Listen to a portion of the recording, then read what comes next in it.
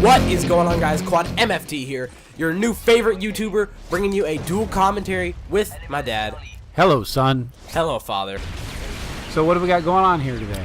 Just a really old gameplay that I actually had saved up on my HD PVR and my my hard drive. So it's really long. It's like 10 minutes, 50-something seconds.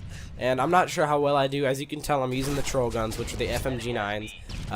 I've changed my ways. I don't even know what level I am. I'm probably a pretty low level. And assassin. So, you know, I don't use that anymore. I use a pistol instead because I prefer the pistol. I feel like I can snap on someone really fast, and it pulls out really fast, especially with Sleight of Hand Pro, because if you guys do not know, the Pro version of Sleight of Hand makes you pull out guns faster. I'm using the MP7, rocking suppressor and rapid fire. Probably my favorite gun in the game. Well, I know you get more kills in this game than I get in like 5 games, so you tear it up here. Yeah, well, sort of. I mean, it's not the best kill to death ratio. It's like a 7.1. Yeah, well, mine's sure. Always starts. My kill to death ratio always starts with something that says point. So you know, it's a little bit different than yours. But I'm trying to learn. Trying to learn to be patient. Trying to learn to just patrol an area, not to just rush to B or rush to whatever. So although I have to say that I have to give props to MW3, they did change the spawns, at least in domination. So I feel like it's a little bit easier to approach my enemies. Still not good at my aim down sight. But hey, I was thinking we could talk a little bit about our trip earlier this year when we went to Brazil, because it's been sticking in my head, man. It's a different country, it's a different world. What do you think?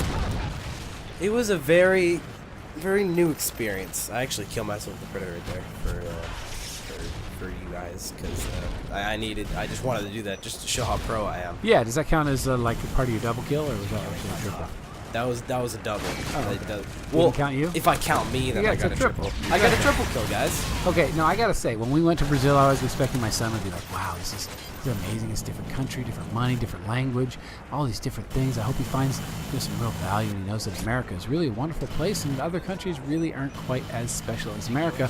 But on our plane ride over, I realized the most valuable thing that he loved, and that was the fact that we got Dish on-demand satellite while we were traveling.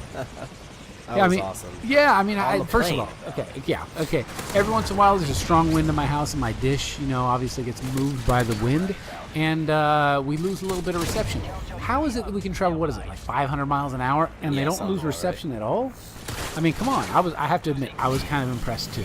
Paid the extra, whatever it was, $7.99 or whatever, and we watched it the whole way to Brazil. That's when we weren't sleeping. So we arrived there, and did you know the first thing you notice is the fact that they obviously don't speak English. Pop quiz. What do they speak? They speak Brazilian. Yes, Brazilian, or commonly known as Portuguese. Portuguese. Yes. Which I know a little bit of Spanish, so I was able to get around, but we really had interpreters there that helped us along the time. Yeah.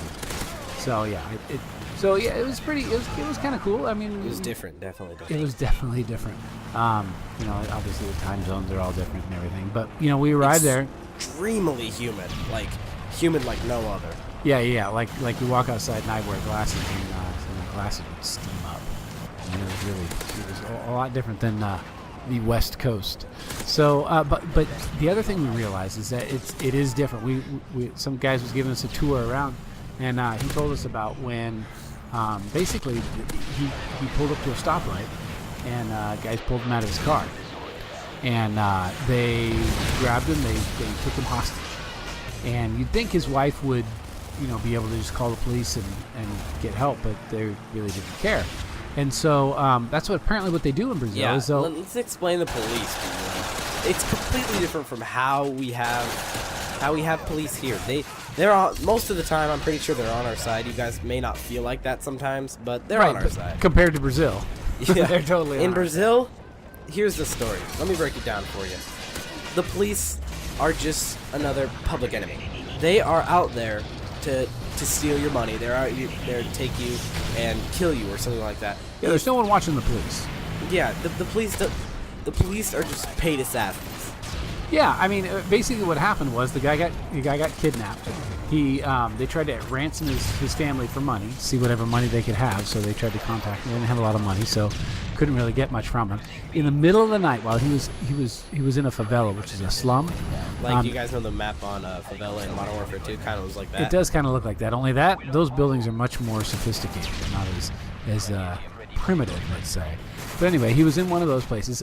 In the middle of the night, he escaped. And the way he escaped is he jumped out. And they don't have gutters and things like we have. Their sewers actually are open. So he jumped out into the sewage, which is, if you don't know what sewage is, ask your mom and dad.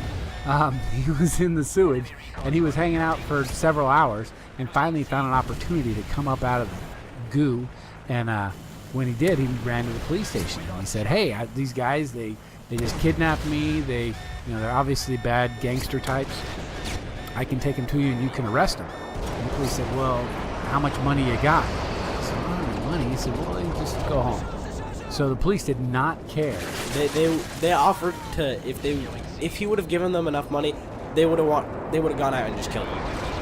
Yeah, they said, "We'll go kill him if you want." Which is like, what? I mean, this is one of the police. I mean, sometimes maybe our police feel like they want to, or we would want them to, but our police don't really, at least traditionally, work like that.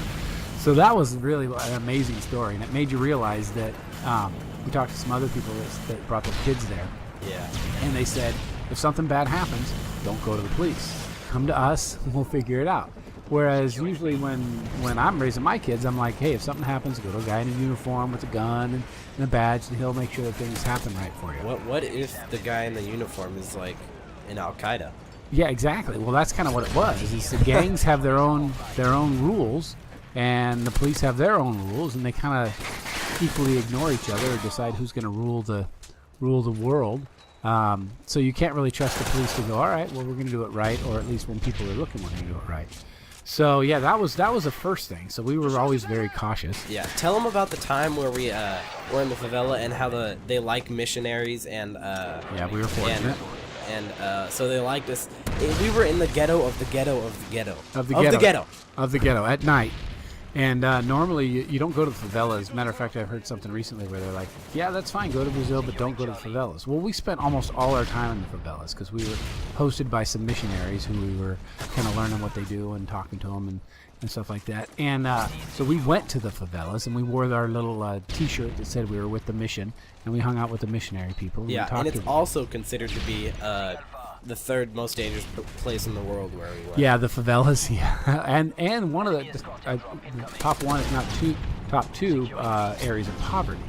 But anyway, so we were hanging out there, and at one point in the night we were walking around the streets, and they're like, don't put away the camera, don't take pictures, don't take video, because those guys right there, 4 feet away from you, they're selling drugs. And if you take a picture of them, they're part of the gang, and they're going to take the money. So like, okay, we'll keep the cameras away. Yeah, there was like 4 of them. Yeah, so I mean, they were just teenage guys doing business, but man, they're hooked up, man. They're connected. They would have killed us if they were taking pictures because they could get to YouTube. I don't know how that stuff works. I'm sure people could put stuff on YouTube somehow.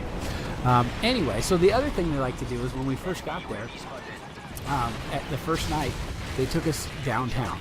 And downtown there's prostitution, and it's actually sponsored by the police, which is interesting because it's, I guess, legal there if the police sponsor it.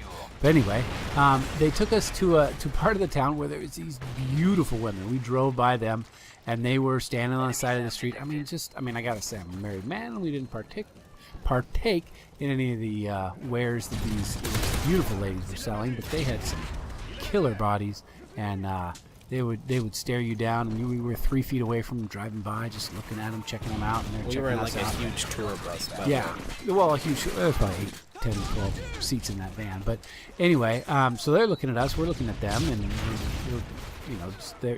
the people who were driving us there are like, check them out, they're pretty, and we're like, yeah, they're beautiful. And then the next thing they tell us is that they're not women, they're men. So there were these transvestites that. They were nice up top, but down below they had their twig and berries, and if you were going to participate in some activities with the ladies, you would find out that they were not ladies. Yeah. So that was a startling thing. People would have decided to buy what they were selling, they would have been sorely surprised. So yeah, when we went, what's that movie that came out right after that was like set in Brazil? Oh, it's called Fast 5. Yes, that was kind of cool to see after we'd been there. Yep, second one this game. Does it take 3 to shoot those down? 2 to shoot those 2, that's AC 130. That's what I use now. AC 130, yeah, because I'm always shooting them down. I can't resist, man. I can't shoot people, so I just shoot the airplanes. You walking sand turret. That's me. So yeah. So the other thing we noticed, it was really poor there, man. Some people, they lived in just like they had a 2x4 over their head and metal sheet grate metal, just as their roof, and didn't have running water, and they peed in the outside. And yeah, it was quite a bummer. But hey, looks like that's about it. So thanks for watching, guys. Always pulling out the victory. Like if you enjoyed it, and always remember to subscribe for more of these dual commentaries and normal commentaries by myself. Later, guys. We are out of here.